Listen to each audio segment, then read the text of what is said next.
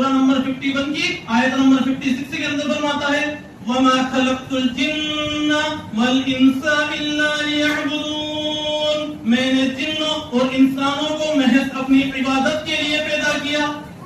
اللہ کے رسول صلی اللہ علیہ وسلم نے فرمایا کہ جو شخص خلوص دل سے مجھ پہ ایک مرتبہ درود بھیجتا ہے اللہ رب العالمین اس کو 4 انعامات سے نوازتا ہے۔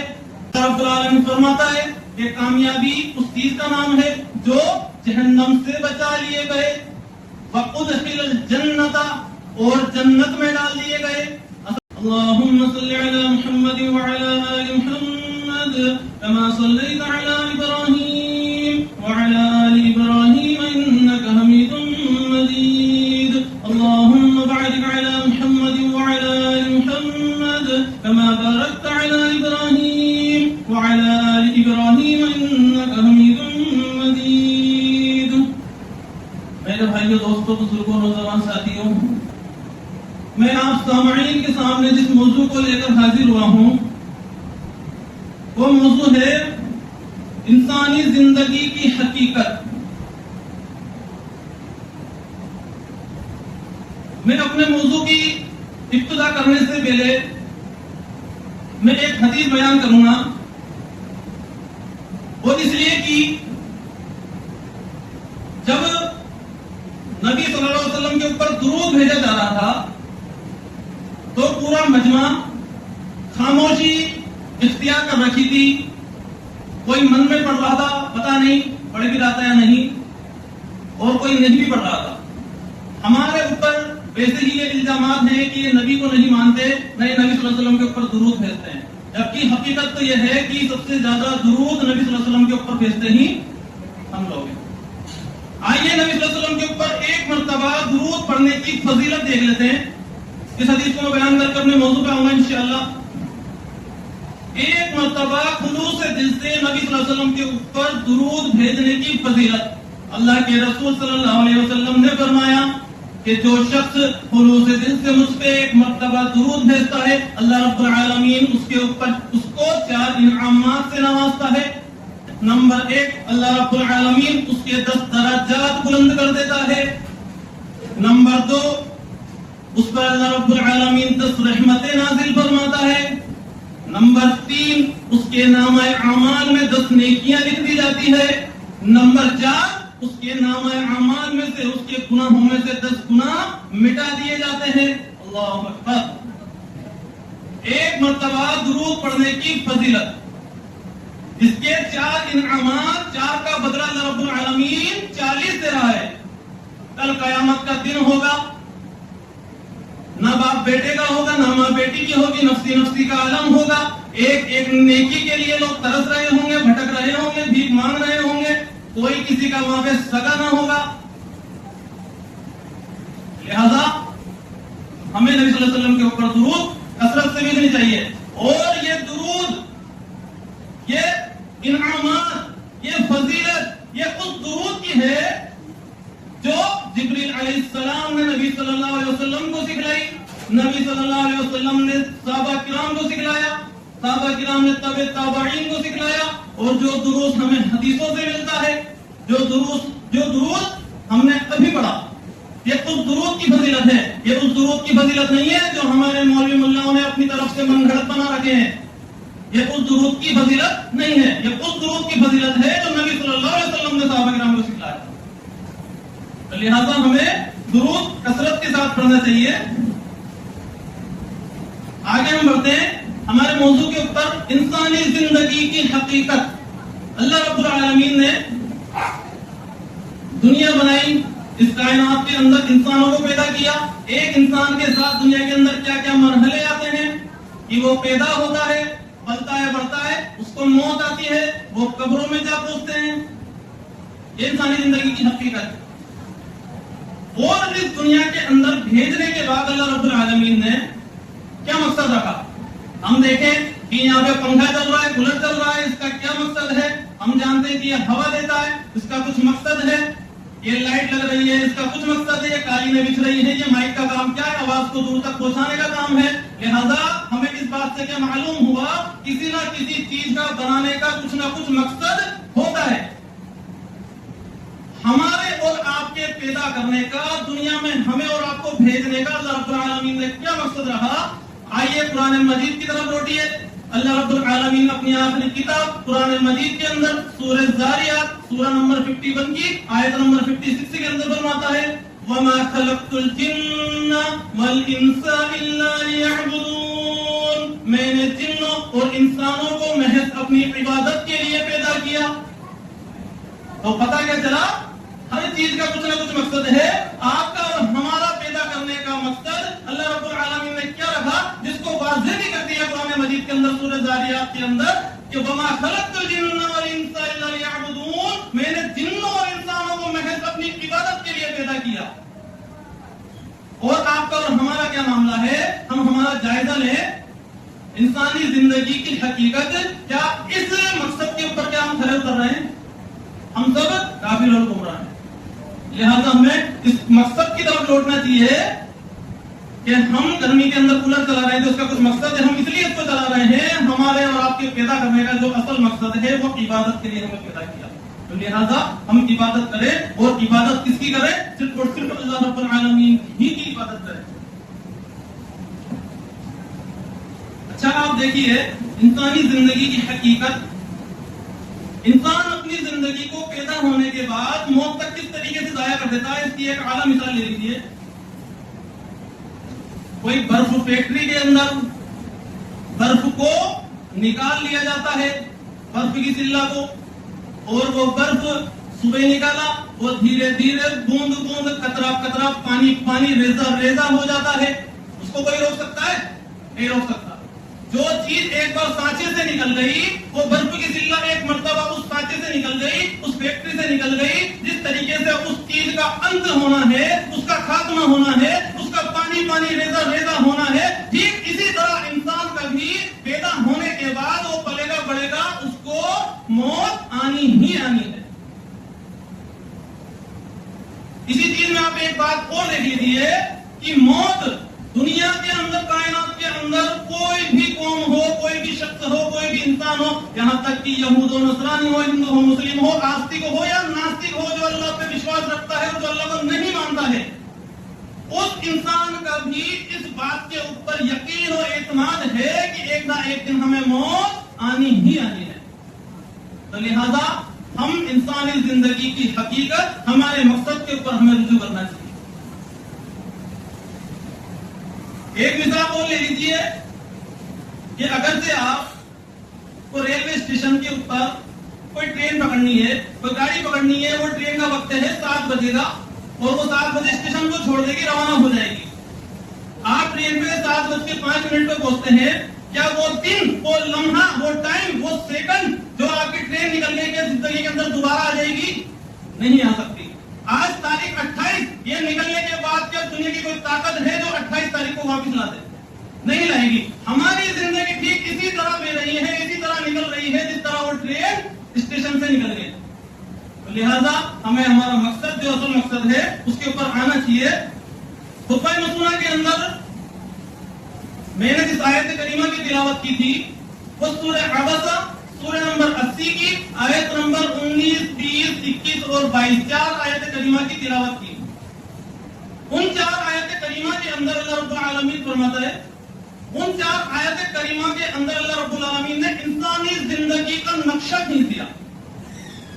کیا نقشہ کھینچا اللہ رب العالمین نے؟ اللہ فرماتا ہے من نطفۃ خلقہ فقدر ثم السبیل یسر ثم اماتہ فاکبر ثم اذا شاء انشر۔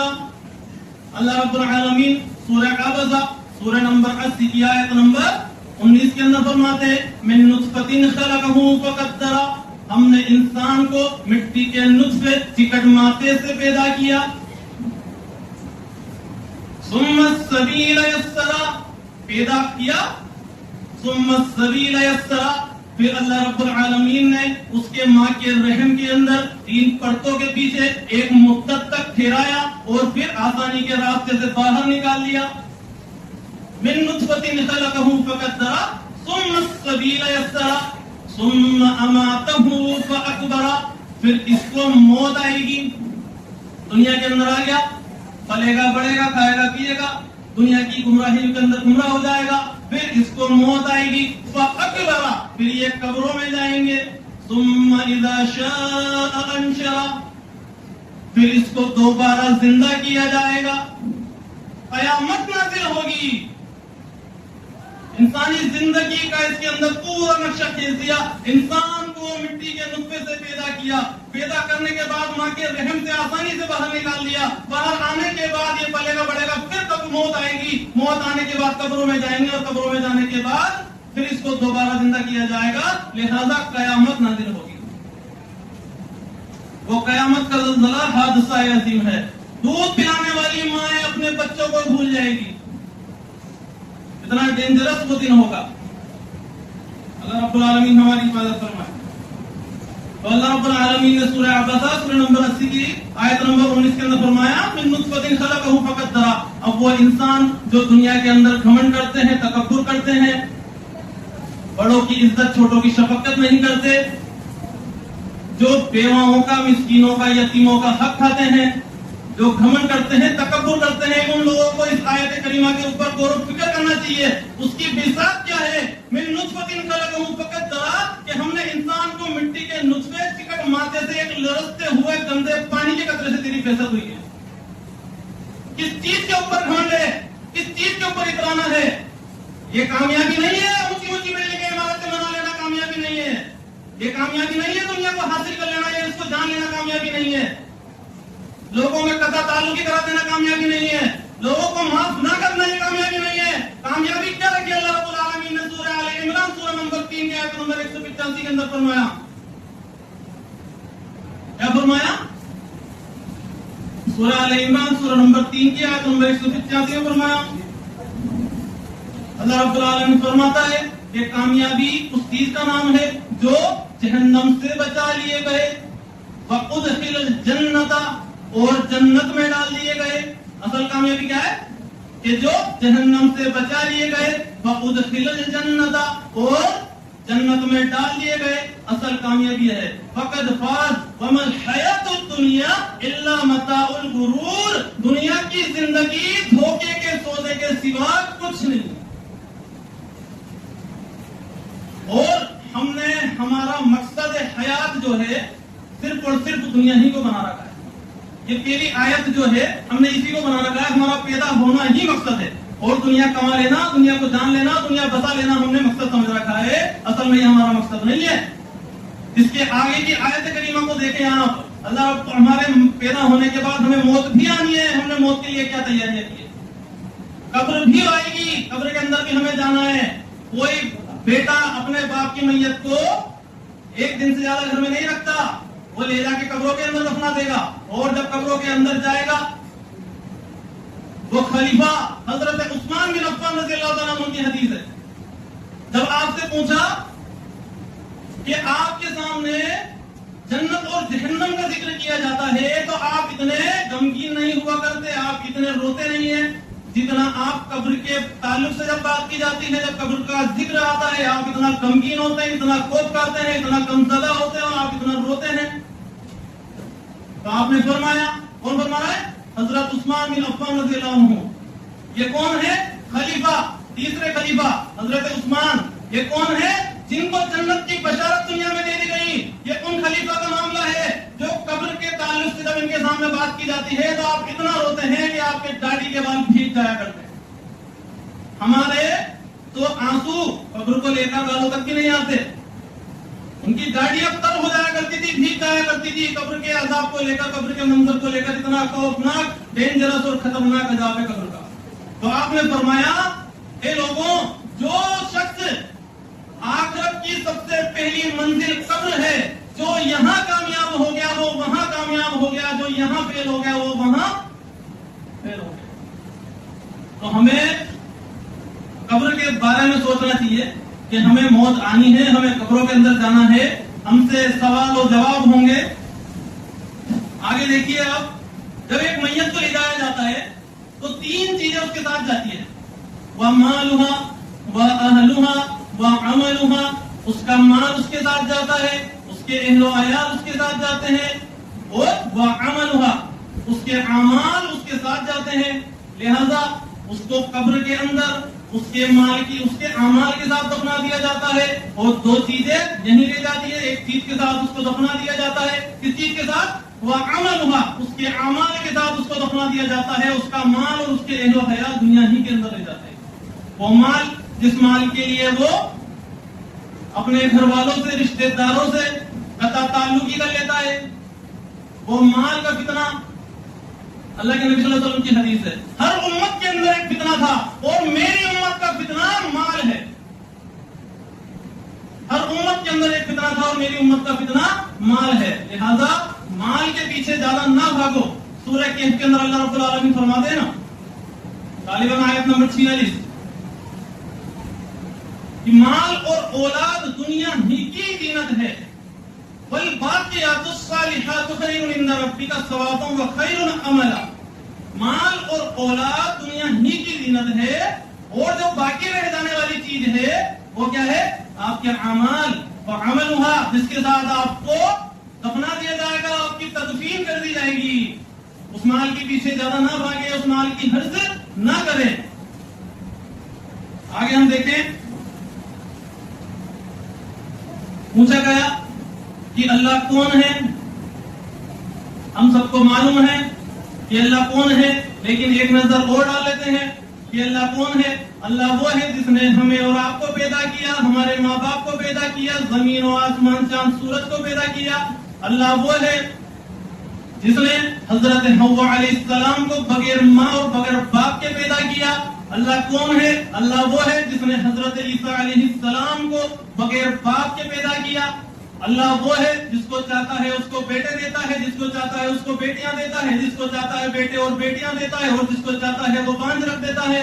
اللہ کون ہے؟ اللہ وہ ہے جو سورج کو پورب سے نکال کے پچھم میں ڈبو دیتا ہے۔ اللہ وہ ہے جس کے حکم سے دن اور رات ہوتی ہے۔ اللہ وہ ہے جس کے حکم کے بغیر پتا بھی نہیں ہلتا۔ لہذا یہ بات بتانے کا مقصد یہ ہے کہ ہم سب جانتے ہیں پیڑ سے پتا نہیں گرتا مگر اللہ کے حکم سے۔ ہم سب کچھ جانتے ہیں مگر ہمارا یہ معاملہ بنا بیٹھا ہے گلی گلی، نکڑ نکڑ، چوراہوں کے اوپر اللہ کے سوا کوئی اولاد دینے کے لیے بیٹھا ہے، کوئی روزی دینے والا بیٹھا ہے، کوئی رزق دینے والا بیٹھا ہے، کوئی شفا دینے والا بیٹھا ہے۔ جب ساری جات اللہ رب العالمین کی ہے، پوری کائنات اللہ رب العالمین کی ہے، ہم سب کچھ جانتے ہیں مگر جان کے بھی نہیں جانتے ہم انجان ہیں۔ ہم کس کس سے مدد نہیں مانگتے، کس کس کے آگے سجدہ اور رکوع نہیں کرتے، اللہ کے ساتھ شرک کرتے ہیں۔ لہذا ہمیں اس چیز سے بچنا چاہیے۔ اللہ کہاں ہے؟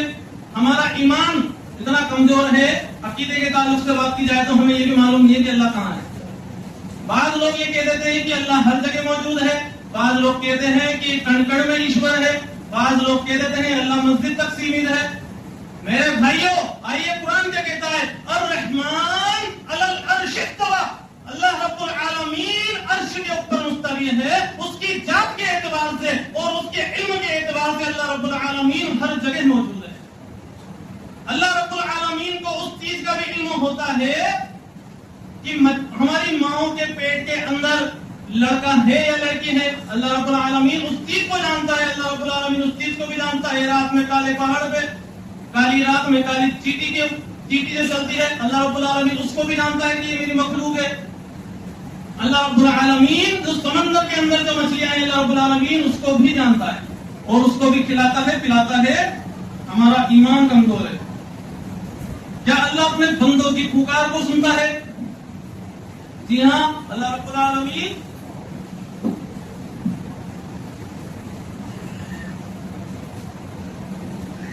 اللہ رب العالمین اپنے بندوں کی پکار کو سنتا ہے۔ اللہ رب العالمین اپنے بندے کے کتنا قریب ہے۔ قرآن اٹھائیے، سورہ نمبر 50 آیت نمبر 16 کو دیکھیے۔ اللہ رب العالمین فرماتا ہے کہ میرے بندے، تجھے جو کچھ بھی مانگنا ہے مجھ سے مانگ، میں تیری شہ رگ نس سے بھی زیادہ قریب ہوں۔ اللہ رب العالمین کہاں ہے؟ اپنے بندے کے شہ رگ نس سے بھی زیادہ اللہ رب العالمین اس کے قریب ہے۔ ہم دیکھیں کیا اللہ اپنے بندوں کی دعا کو سنتا ہے، اپنے بندوں کی پکار کو سنتا ہے یا نہیں؟ ایک واقعہ اٹھائیے حضرت یونس علیہ السلام کا. اللہ رب العالمین کہاں پہ اپنے بندے کی دعا کو قبول کرتا ہے، کہاں پہ اپنے بندے کی پکار کو سنتا ہے؟ حضرت یونس علیہ السلام کا واقعہ اٹھائیے. قرآن کے اندر اللہ رب العالمین فرماتا ہے کہ میں نے اپنے بندے کی پکار کو 3 تاریکیوں کے اندر سنا. وہ کون سی تاریکی ہے؟ ایک رات کا اندھیرا، نمبر 2 سمندر کا اندھیرا، نمبر 3 مچھلی کے پیٹ کا اندھیرا. ان 3 تاریکیوں کے اندر اللہ رب العالمین اپنے بندے کی پکار کو سننے والا ہے. اللہ اکبر. اللہ کہاں ہے اپنے بندے کے کتنا قریب ہے؟ سورہ نمبر 50 آیت نمبر 16 کے اندر فرمایا کہ میں اپنے بندے کی شہ رگ رگے نس سے بھی زیادہ قریب ہوں. لہذا اس بات سے ہمیں کیا معلوم ہوا؟ ہمیں جو کچھ بھی مانگنا ہے ہم اللہ سے مانگے، اللہ کے سوا کسی اور سے نہ مانگے. آخر میں اللہ رب العالمین سے دعا کرتا ہوں کہ اللہ رب العالمین مجھے کہنے سننے سے زیادہ عمل کرنے کی توفیق عطا فرمائے.